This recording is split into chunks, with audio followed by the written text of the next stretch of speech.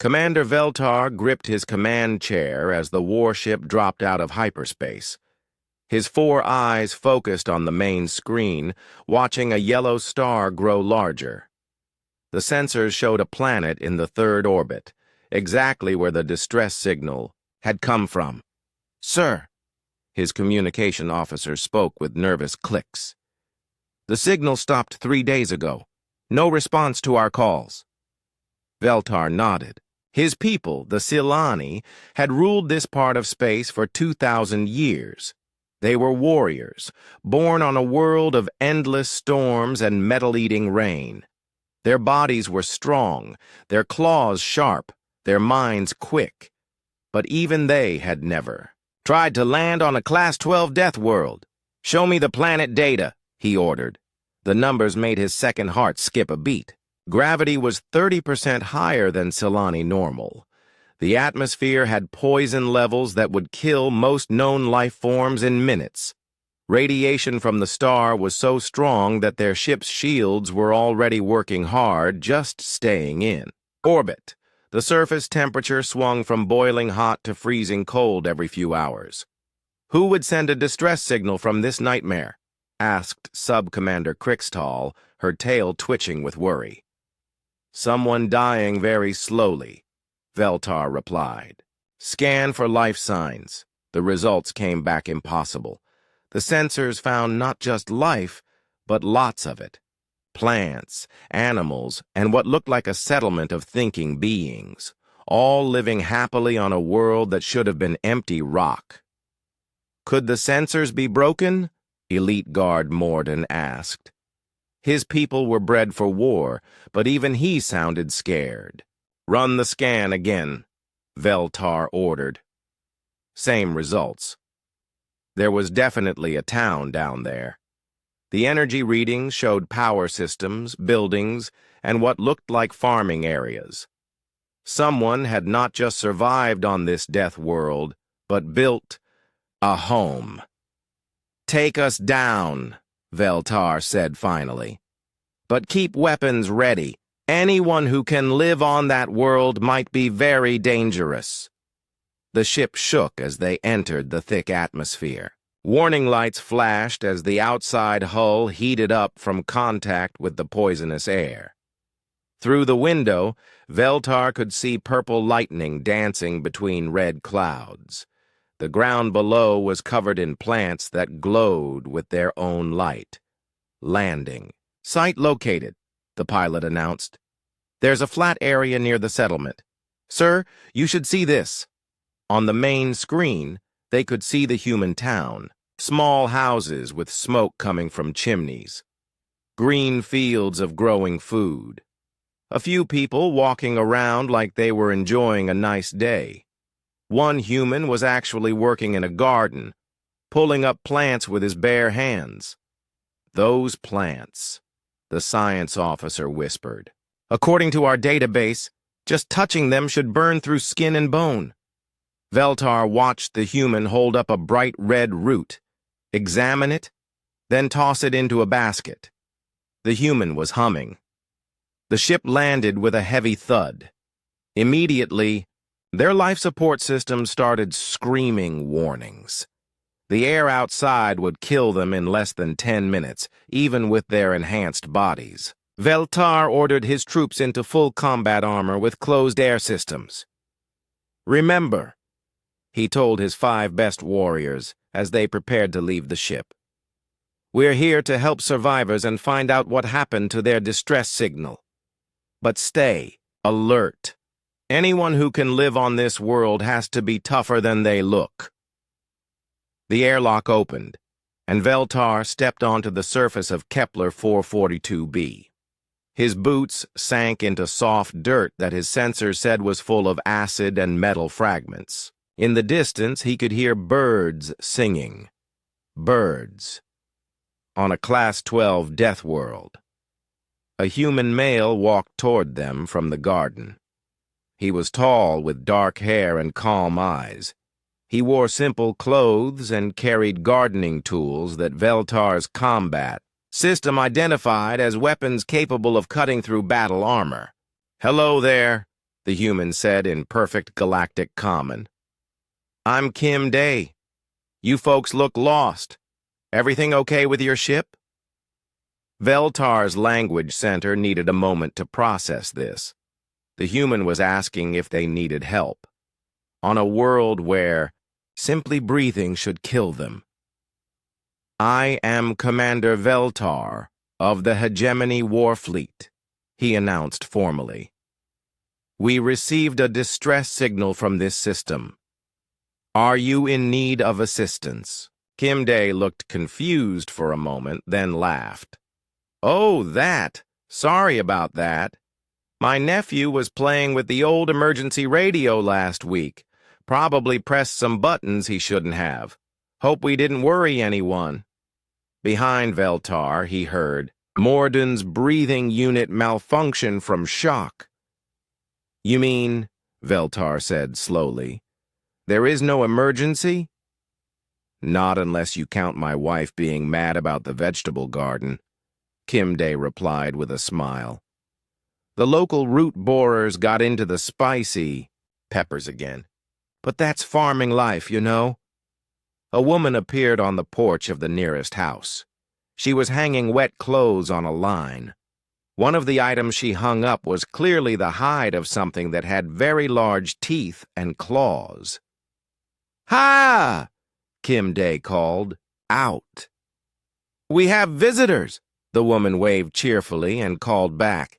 Tell them lunch is almost ready if they want to stay. Veltar's mind tried to process this information.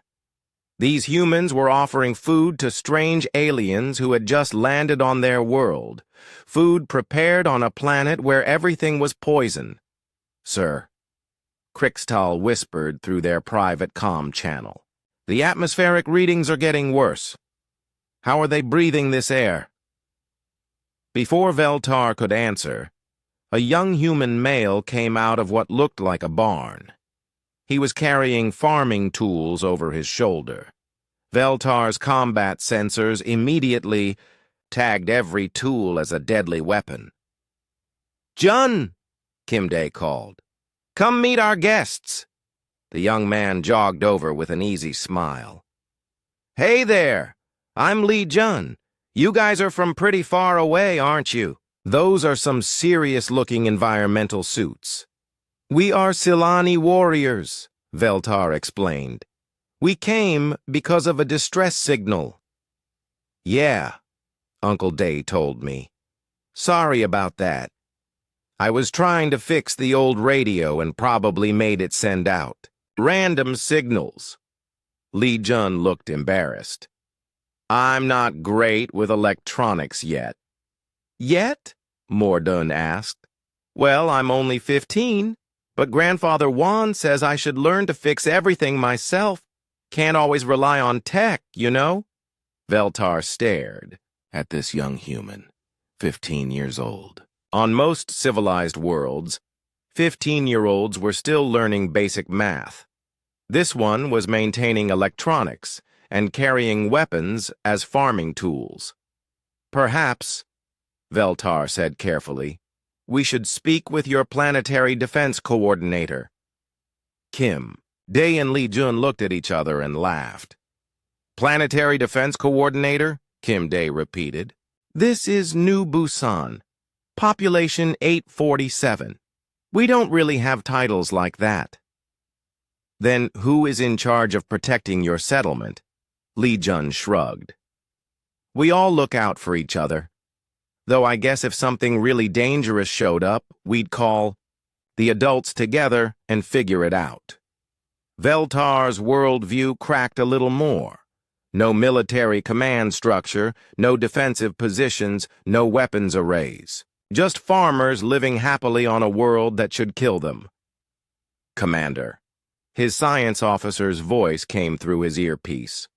I've been analyzing the local flora.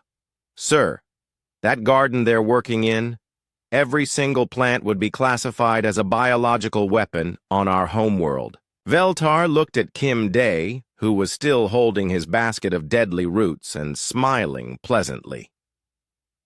Would you like to see the town? Kim Day offered. We don't get many visitors out here. It would be nice to show someone around. As they walked toward the settlement, Veltar noticed that his warriors kept checking their weapons and scanning for threats. But the only threats they found were the flowers blooming along the pathway, each one apparently capable of producing nerve toxins that could drop a Silani warrior in seconds. The humans, meanwhile, walked through this garden of death like it was the most normal thing in the galaxy. Veltar had not slept well. His ship's computers had spent the entire night screaming warnings about the toxic atmosphere, deadly radiation, and dangerous life forms surrounding them. Every few minutes, the sensors detected something new that could kill his crew in horrible ways. The humans, meanwhile, had slept with their windows open. "Sir," Crixtal reported as she entered his quarters, "the human named Kim Day is here. He brought something." Veltar followed her to the main airlock. Through the thick protective glass, he could see Kim Day standing outside without any protective gear. He was holding a covered basket and looked perfectly comfortable breathing air that would dissolve Silani lung tissue. "Good morning, Commander," Kim Day called out when he saw them. "I hope you slept well. My wife Hai sent me over with some breakfast for you and your crew." Veltar stared at the basket. His ship's external sensors were detecting chemical signatures that made the computer suggest immediate evacuation procedures. "That is very kind," Veltar said through the ship's external speaker system. "But our dietary requirements are quite specific." "Oh, don't worry about that," Kim Day replied with a wave. "My neighbor Choi Mina checked your ship's computer files last night. She figured out what you folks can eat. Used to be a food scientist before she moved here." "She accessed our computer files?" Morden whispered in alarm. "How did she do that?" Crixtal asked. Kim Day heard them through the speaker. "Mina's really good with computers. Plus, your ship was broadcasting on 17 different frequencies last night. She said it was probably just automatic systems sharing information, but it kept her awake. So she wrote a little program to make it quieter and saw your dietary data while she was in there." Veltar felt his second heart stop. A human civilian had casually hacked into a hegemony warship's computer system because it was too noisy. "Anyway," Kim Day continued, "Mina and my sister-in-law Seo Hyun worked together to make you something special. They even used ingredients from off-world, so it should be safe for you." Despite every warning system on his ship telling him this was a terrible idea, Veltar found himself curious. "What kind of ingredients?" "Well, they started with some grains we grow here that are similar to your homeworld food. Then they added some protein from local animals that should match your nutritional needs, and Hyun made a fermented drink that should help your digestive systems handle the different chemistry." The basket in Kim Day's hands was making Veltar's. Sensors detect compounds that existed only in military laboratories. "Perhaps," Veltar said slowly, "we could join you for this meal, in a controlled environment." "Great." Kim Day smiled. "Hai set up a table outside. The weather's beautiful today. Only mild acid rain predicted for this afternoon. 20 minutes. Later, Veltar and his two senior officers stood in their full environmental suits around a wooden table that had been placed in Kim Day's backyard. The table was set with simple dishes and cups that looked completely normal. The food and drinks on the table were making their suits' threat detection systems flash warnings in colors Veltar had never seen before. Choi Mina approached the table carrying a large pot. She was a small woman with quick movements and bright eyes. Behind her came Seo Hyun, taller and calmer, carrying plates of what looked like bread. "Welcome to New Busan," Mina said cheerfully. "I hope you don't mind that I peeked at your computer systems. I was curious about how different species handle nutrition." "You are a food scientist?" Veltar asked. "Was," Mina corrected. Back on Earth, I worked on developing new food sources for space colonies. Here I mostly just try to keep the local plants from eating my garden. She said this like it was a normal problem to have. The plants eat gardens? Crixtal asked. Some of them, Seohyun explained as she sliced the bread. But they're usually polite about it. They wait until we're done harvesting before they try to take over. It's all about timing. Veltar watched Seohyun handle the bread with bare hands. His sensors informed him that the bread contained trace amounts of radioactive materials and 3 different types of alcohol that would be illegal to possess on most civilized worlds. How do you make bread with such interesting ingredients? Mordun asked. Oh, the local grain naturally ferments, Hyon replied. Something about the soil chemistry here. We just have to be careful not to let it ferment too long, or it becomes too strong to eat safely. Too strong for humans? Veltar asked. Well, last batch we let go too long knocked out old Grandfather Juan for 6 hours, Mina laughed.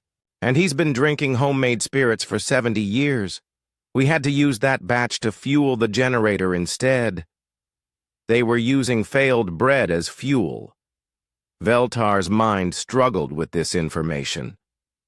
Kim Day sat down at the table and gestured for the aliens to join him. Please, sit. Mina worked really hard to make this safe for you. Veltar carefully lowered himself onto a wooden chair that creaked under the weight of his armor. Through his suit's external cameras, he could see the food more clearly. There were eggs that seemed to glow with their own internal light, sliced fruit that was changing colors as he watched, meat that his database identified as coming from an animal that shouldn't exist. These eggs, Crixtal said carefully. What kind of animal do they come from? Local birds, Hyon answered. They're really hardy. Have to be to survive the seasonal atmosphere changes. Their eggs are actually pretty mild compared to what they were eating back on their original world. Original world? Mordun asked. Earth, Kim Day explained. We brought a lot of Earth animals with us when we settled here. They've adapted really well. Some of them better than we expected. Mina poured a dark liquid into their cups. The liquid was steaming, and Veltar's sensors detected chemical compounds that were used to clean starship hulls. This is our local version of coffee, Mina said. I diluted it way down for you. Regular strength would probably be too much for non-human systems. How much did you dilute it? Veltar asked. About 20-1, Mina replied. Regular strength. Coffee here could probably strip paint. But that's what happens when you grow coffee beans in soil with this mineral content. Veltar looked at his officers.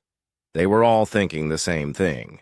These humans were offering them a meal that could be classified as chemical warfare, and they were treating it like a friendly gesture between neighbors.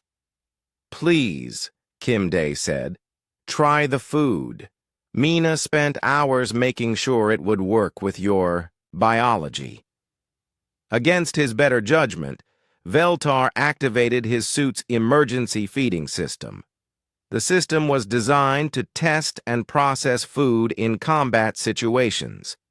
It could neutralize most toxins and identify dangerous substances before they reached his mouth. He picked up one of the glowing eggs with his suit's mechanical hands. The feeding system ran 17 different tests on it before concluding that it was probably safe if consumed in very small quantities. The taste was unlike anything he had ever experienced. It was rich and complex, with flavors that seemed to change as he ate. His enhanced taste sensors identified at least 40 different chemical compounds, including several that his people used as military stimulants. This is interesting, he managed to say. Good interesting or bad interesting? Seo-hyun asked with concern. I am not certain yet, Veltar replied honestly. Krixtal tried the bread.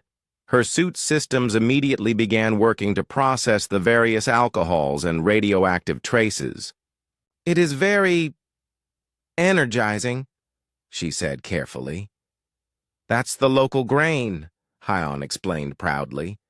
It's naturally fortified with minerals from the soil. Great for energy, though we have to be careful not to eat too much at once. Morden sipped the coffee. His suit's systems went into emergency detox mode immediately. What did you say this was diluted from? He asked weakly. Regular strength coffee, Mina replied.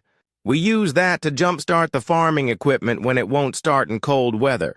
Works better than most industrial solvents. Veltar realized that what the humans called a mild breakfast was actually a carefully controlled dose of substances that would be considered dangerous military supplies on most worlds, and they were eating it as a normal morning meal. This is how you start every day? He asked. Oh no, Kim Day laughed. This is just a light breakfast since we have guests. Wait until you see what Hai is planning for lunch. The aliens sat around the wooden table, trying to process what they had just eaten. Veltar's combat suit was running continuous detox programs, while his officers' life support systems worked overtime to keep them alive after their light breakfast. Kim Day poured himself another cup of the coffee that had nearly shut down Morden's nervous system. He drank it like it was water. So, Kim Day said conversationally, what brings you folks to our little corner of space, besides the false alarm? With the radio, I mean. Veltar struggled to form words. His people were warriors who feared nothing, but watching humans casually consume industrial-grade toxins was breaking his understanding of reality. We patrol this sector, he finally managed. We protect civilized worlds from dangerous threats. That's nice, said Park High as she joined them at the table. She carried a small child who looked to be about 8 years old. This is our daughter, Kim Bo. Say hello to our visitors, Bo. The little girl waved shyly at the aliens.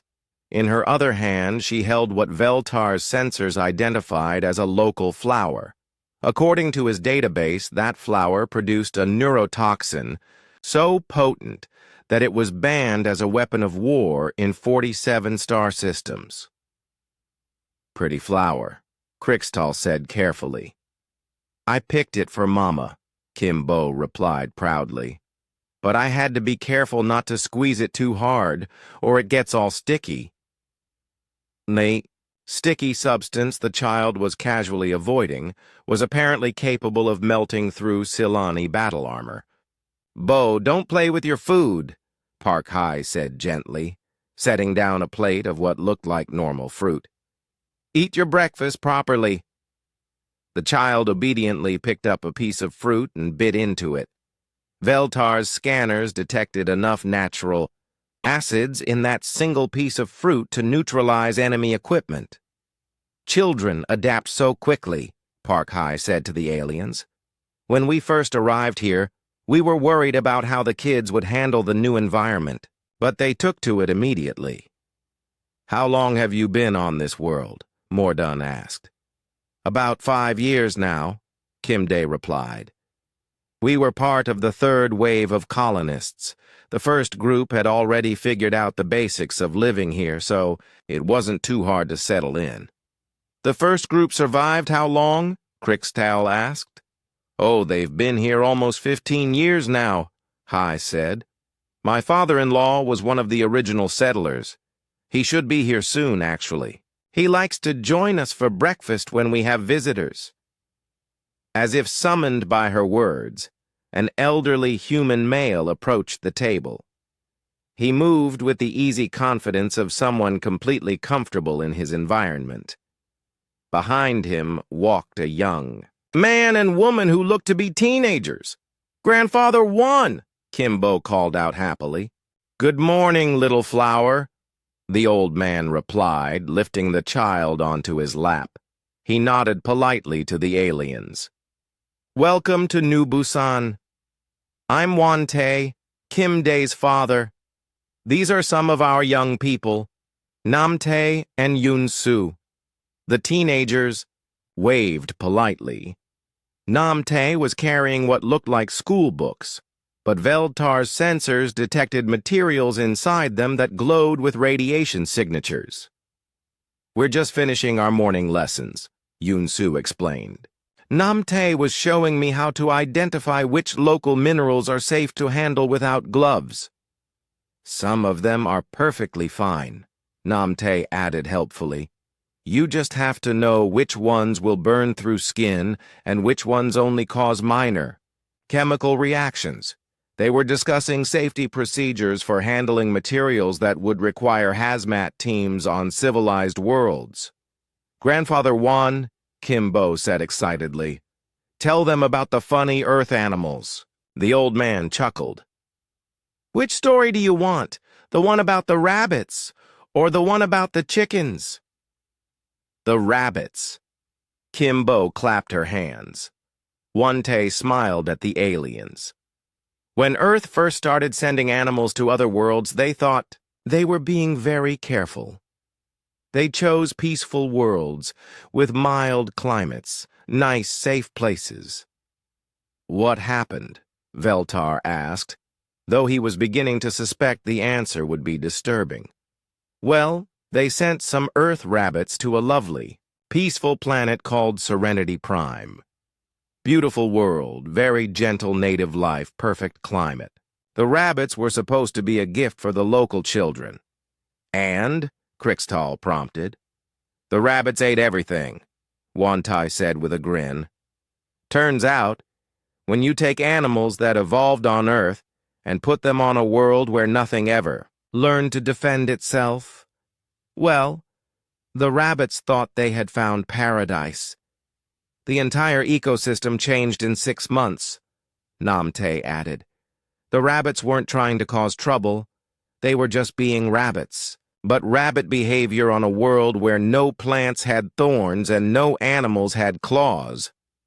Complete ecological transformation," Yoon-soo finished.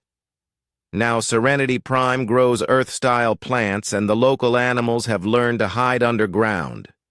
Veltar stared at them. "Earth rabbits terraformed an entire world by accident." "Not terraformed exactly," Won-tae corrected.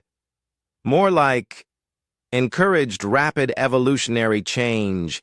The native plants and animals adapted pretty quickly. They had to." A new woman approached the table carrying a medical bag. She looked young and competent. "Good morning, everyone," she said cheerfully. "I'm Jo Yoon, the village medic. I heard we had visitors who might not be used to our local environment. Everyone feeling okay?"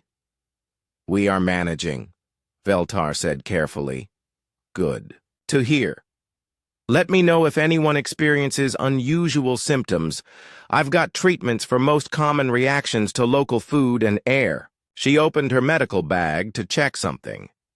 Inside the bag, Veltar could see substances that his database identified as restricted military enhancement drugs, exotic healing compounds that existed only in theoretical research, and several items that weren't supposed to exist at all.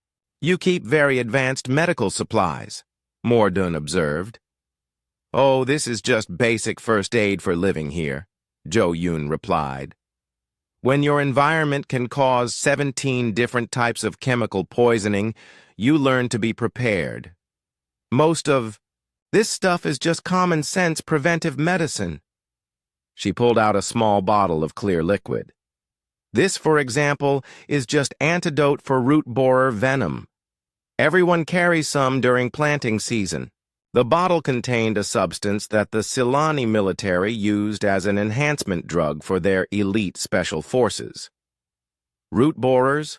Crixtal asked weakly. "Local insects," Nam-tae explained. "They eat plant roots, but sometimes they bite farmers by mistake. Their venom causes temporary paralysis and hallucinations, but it's not usually fatal if you treat it quickly. Not usually fatal, Veltar repeated. Well, you might lose a limb if you don't get treatment within an hour, Yoon Soo added helpfully. But that's only if you're allergic to the venom. Most people just get sick for a few days. Kimbo finished her fruit and climbed down from her grandfather's lap. Can I go play with Spark before school? She asked her mother. Stay where I can see you, Park High replied. And remember, don't let Spark get too excited. We don't want another incident like last week.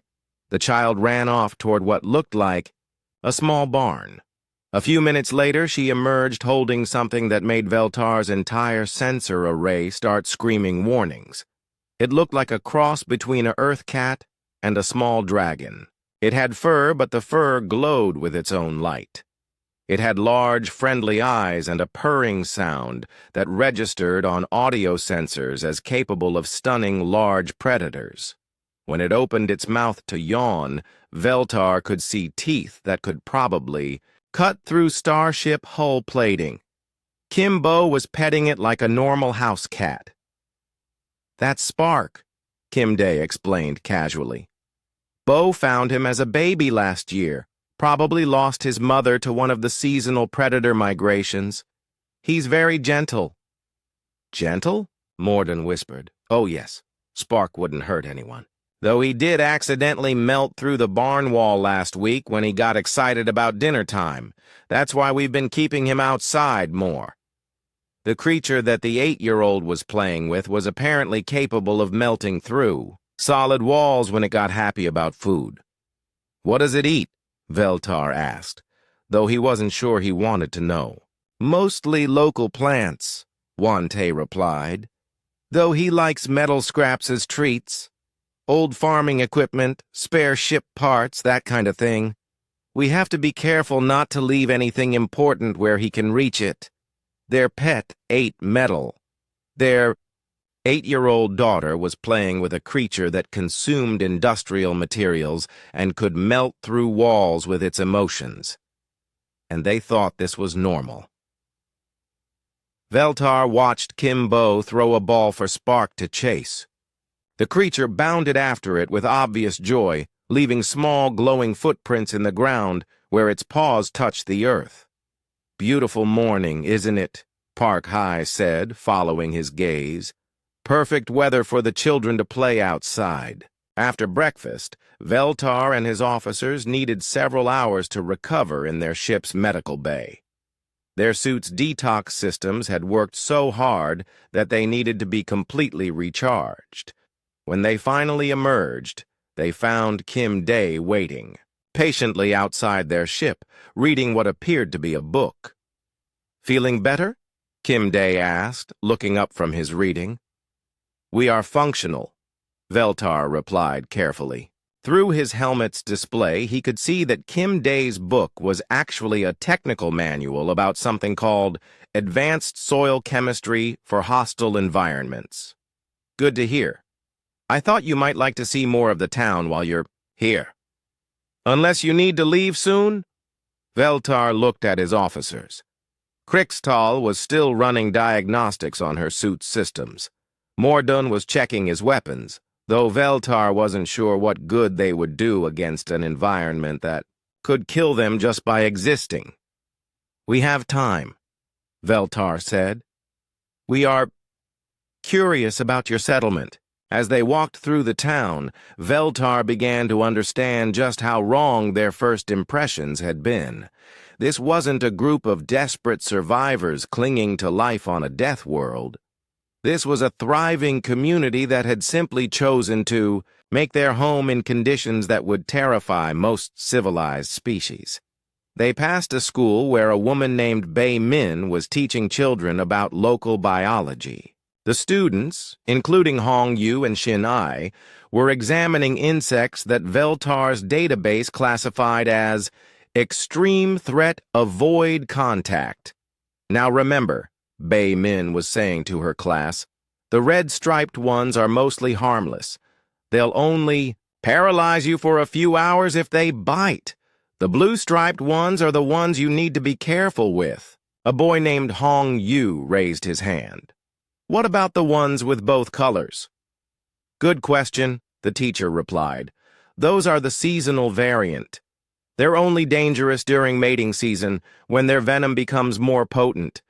The rest of the year, they're actually quite helpful for pest control. Shin Ae, a girl who looked to be about 10 years old, was gently holding one of the red-striped insects. It was the size of her palm and had mandibles that could probably bite through Silani armor. It tickles, she said with a giggle. That's its defensive mechanism activating, Bei Min explained patiently. The tickling sensation means it's releasing mild toxins through its feet. That's normal behavior for this species. The child was experiencing what the teacher called mild toxins and describing it as tickling. Educational system, Veltar observed. We believe in hands-on learning, Bei Min replied, having noticed the aliens watching her class. The children learn to interact safely with their environment from an early age. It's important they understand what's dangerous and what's just enthusiastic. Enthusiastic? Crixtal asked. Some of the local life forms are very energetic, one of the students, Hong Yu, explained. They're not trying to hurt you. They're just excited to meet new people. Like the singing flowers by the river. The flowers sing? Mordun asked. Oh, yes, Shin-A replied, carefully placing her insect back in its container. But you have to wear ear protection, or their songs will make you fall asleep for a couple days. They don't mean any harm, though. They just want to share their music. The children spoke about potentially lethal flora with the same tone they might use to discuss slightly over-enthusiastic pets. They continued through the town and met Kang Do, the community engineer. He was working on what he called basic infrastructure maintenance.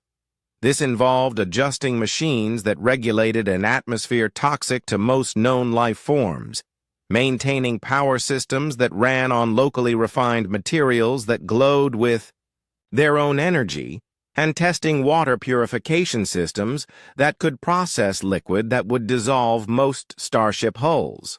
It's not complicated work, Kang Do explained as he adjusted something that was making Veltar's radiation detectors very nervous.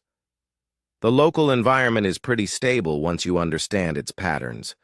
We just have to make sure our systems can handle the seasonal changes. What kind of seasonal changes? Veltar asked. Oh, you know, summer heat that can melt some metals, winter cold that makes atmospheric gases crystallize, and spring storms that carry enough electrical charge to power a small city. Nothing too dramatic. Kang Do was describing weather patterns that would require planetary evacuation on most worlds, and the equipment handles this. How? We build everything to be a bit more robust than standard, Kang Do replied. The kids learn basic engineering alongside their regular studies. By the time they're teenagers, most of them can build or repair anything in town.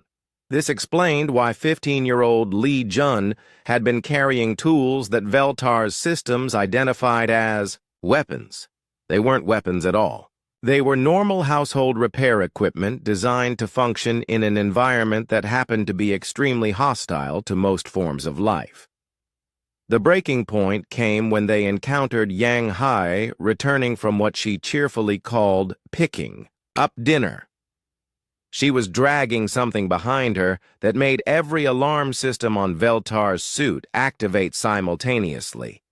The creature was enormous, with armored plates that could probably deflect starship weapons, claws designed for ripping through, solid rock, and a head full of teeth that looked like they belonged on a space combat mech. It was clearly dead, but even in death, it was impressive enough that Veltar's combat training identified it as a Category 5 extinction event organism. Good hunting today, Kim Dae commented as Yang Hai passed by. Not bad, Yang Hai replied. Found this one near the Eastern Valley. Should be enough meat for the community barbecue this weekend. Community barbecue? Morden whispered. Oh yes, Park Hai said, appearing beside them with her daughter, Kim Bo. We have a town gathering every few weeks. Everyone brings something to share. Yang Hai always provides the main course. You eat that? Krixtal pointed at the monster. That Yang Hai was dragging toward town. The meat is actually quite mild, Yang Hai explained. You just have to be careful how you prepare it. If you cook it too quickly, the natural toxins don't break down properly. But slow roasting over local wood makes it very tender. Kim Bo skipped alongside the massive carcass. Can I help with the cooking, Miss Yang? Of course, little one. But you'll need to wear your heat gloves. The cooking fires get pretty warm. Veltar's sensors informed him that the local wood Yang Hai mentioned burned at temperatures that would melt most military equipment. The heat gloves an 8-year-old child would wear to help cook were apparently designed to protect against industrial-level thermal hazards. As they walked back toward the center of town, Veltar tried to process what he had learned. These humans hadn't conquered this world through superior technology or military might. They had simply moved here and adapted to it. More than that, they had made it comfortable. Commander, his science officer's voice came through his private comm channel. I've been analyzing our observations. I don't think these humans understand that they're living in impossible conditions. What do you mean? Veltar asked quietly. They seem to think this is normal. According to their conversations, they chose this world because it offered them room to grow and a good environment for raising children. They actually seem to prefer it to more civilized worlds. Prefer it? Yes, sir. I've been monitoring their communications. They refer to safer worlds as boring and too easy. Apparently, they find normal atmospheric conditions bland and standard gravity restrictive. Veltar stopped walking. Are you telling me that these humans deliberately chose to live on a Class 12 death world because they found normal worlds insufficiently challenging? That appears to be the case, sir. Looking around at the thriving community, watching children play safely in conditions that would kill trained warriors, Veltar began to understand something that made his blood run cold. These weren't survivors. These weren't refugees or desperate colonists making the best of a terrible situation. These were humans who had found a world dangerous enough to feel like home. That evening, the entire community of New Busan gathered in what they called the town hall. It was a simple wooden building, but Veltar's sensors detected that the wood itself was from local trees that were apparently fireproof, acid-proof, and strong enough to be used as starship hull material. Mayor MJ, a calm woman with graying hair, stood at the front of the room. Behind her sat other community leaders, including Dr. Ryu Chan, who had introduced herself as the settlement's xenobiologist. Welcome, friends from the stars, Mayor MJ said formally. We don't often have visitors from outside our system, but you are welcome here for as long as you wish to stay. Veltar stood to respond. Around him, human families sat comfortably, on chairs that had been carved from local materials. Children played quietly with toys that his suit's sensors tagged as various levels of hazardous. Adults shared food and drinks that could probably fuel starships. We thank you for your hospitality, Veltar said. We came here expecting to find survivors in need of rescue. Instead, we have found something we did not expect. What's that? Dr. Ryu Chan asked with genuine curiosity. Veltar struggled to find the right words. A successful human colony thriving in conditions that should be impossible. The humans looked, puzzled by this statement. Impossible, Mayor MJ asked. What do you mean? This world, Veltar gestured around them, is classified as a Class 12 death world. The atmospheric toxicity alone should prevent any carbon-based life from surviving more than minutes. The radiation levels, the gravity, the hostile life forms. By any reasonable standard, this planet should be completely uninhabitable. The humans exchanged glances that suggested they found this classification amusing. Well, Dr. Ryu Chan said thoughtfully, I suppose it depends on what you're used to. We actually chose this world because it reminded us of some of Earth's nicer environments. Nicer environments? Krixtal asked weakly. Oh yes, Dr. Ryu Chan continued. The atmosphere here is much cleaner than most industrial worlds. The gravity is actually quite comfortable.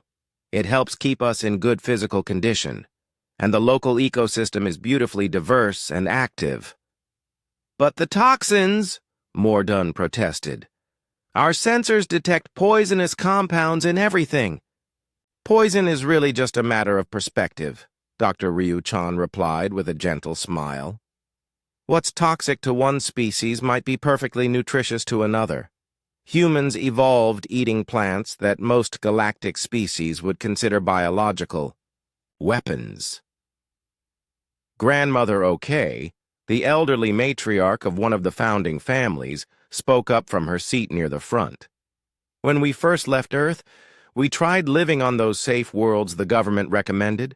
Nice places with clean air and mild weather. What happened? Veltar asked. We got sick, Grandmother OK said simply. The air was too clean. The food was too pure. Our immune systems had nothing to do, so they started attacking our own bodies.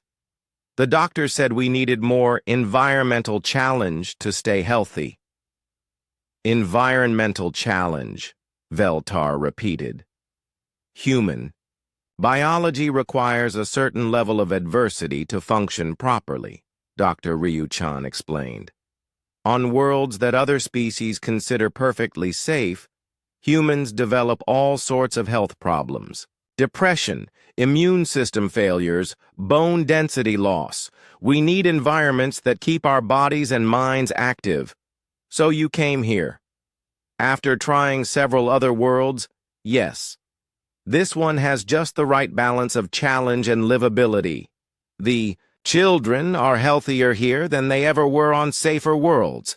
The adults are more energetic and creative. Everyone thrives. Veltar looked around the room at the thriving community. The children did look remarkably healthy and alert. The adults moved with easy confidence and obvious contentment. Even the elderly, like Grandmother OK, seemed vigorous and active. We've been analyzing your settlement, he said slowly. Your technology, your social structure, your adaptation methods. We expected to find evidence of struggle, of barely controlled survival. Instead, we find comfort and prosperity. That's because you're thinking about it backwards, Mayor MJ said kindly. You see a hostile environment that we've somehow managed to survive in. We see a comfortable home that happens to be exciting to live in. Exciting? Commander, Dr. Ryu Chan said. Let me ask you something. What kind of world did your people evolve on? Silani Prime, Veltar replied. A world of constant storms, acidic rain, and metal-eating atmospheric compounds. We are warriors because our environment made us strong. And now your people live. On safer worlds? Yes. We conquered our environment and moved to more civilized planets. How do you feel when you return to Silani Prime? Veltar considered this. Alive. Alert. Every sense sharp, every muscle ready. It is invigorating. Exactly, Dr. Ryu-chan smiled. Humans never conquered our environment. We just spread out to find new ones that could challenge us in different ways. Earth was our Silani Prime. When we left Earth, we didn't want to become soft by living on easy worlds. We wanted to find new challenges. So you deliberately seek out dangerous worlds? We seek out worlds where we can grow, Mayor MJ corrected. Danger is just a side effect of growth. Grandmother OK stood up and walked over to a cabinet at the side of the room. Commander, I have something for you and your crew, she returned, with a wooden box carved from local materials. Inside were bottles of various sizes, each containing liquids or preserved foods. Local specialties, she explained. Some preserves made from seasonal fruits, dried vegetables from our gardens, and a bottle of what we call gentle fermented grain spirits. Veltar's sensors immediately began cataloging the contents. The preserves contained enough natural acids to clean starship engines. The dried vegetables included minerals that existed only in theoretical physics. The gentle alcohol registered as approximately 90% pure ethanol with trace amounts of compounds that didn't appear in any known database. This is very generous, Veltar said carefully, but our ship's dietary systems may not be able to process these safely. Oh, these aren't for eating, Grandmother OK laughed. Well, the preserves might be okay in very small amounts, but mostly these are for your ship's systems. The alcohol makes an excellent emergency fuel additive. The vegetable extracts can be used to clean corroded metal, and the fruit preserves work wonderfully for sealing hull breaches. She was giving them industrial supplies disguised as food gifts. We found that most off-world visitors can use our local products for maintenance purposes, even if they can't consume them safely, Dr. Ryu-chan added helpfully. You've had other visitors? Crixtal asked. Oh, yes, Mayor MJ nodded. Traders, explorers, the occasional research vessel. Most of them need emergency repairs by the time they reach us. Space travel is hard on equipment. And you help them? Of course. That's what neighbors do. As the evening continued, Veltar listened to stories of human daily life on Kepler 442b. Tales of children learning to farm in radioactive soil, of adults developing new techniques for living in toxic environments, of communities working together to build thriving settlements in conditions that would devastate most civilizations. What struck him most was how normal it all sounded to them. They weren't heroes or warriors or survivors against impossible odds. They were just people living their lives in a place they found comfortable. When it came time to leave, Veltar found himself reluctant to go, not because he wanted to stay on this death world, but because he wasn't sure how to report what he had found. Commander, Dr. Ryu-chan said as they walked back to his ship, what will you tell your superiors about us? Veltar thought about this carefully. I will tell them that we have discovered a human settlement that has successfully colonized a Class 12 death world. I will recommend that this world be classified as occupied territory and that humans be reclassified as a species capable of thriving in extreme environments. Will that cause problems for us? No, Veltar said slowly. But it may cause problems for my people. We have spent centuries thinking we understood what makes a species strong. You have shown us that we may have been wrong about many things. As his ship lifted off from New Busan, Veltar watched the human settlement shrink below them. Lights twinkled in windows where families were settling down for the night. Children were probably being tucked into beds in houses built from materials toxic to most life forms. Adults were likely making plans for tomorrow's work in gardens full of Plants that could kill trained warriors, and none of them thought any of this was unusual. "Sir?" Krixtal asked as they reached orbit. "What do we tell the Council?" Veltar looked at the data they had gathered. Environmental readings that should indicate a sterile wasteland. Life sign readings that showed a thriving ecosystem. Energy. Signatures that suggested a civilization comfortable with technology that barely made sense. "We tell them the truth," he said finally.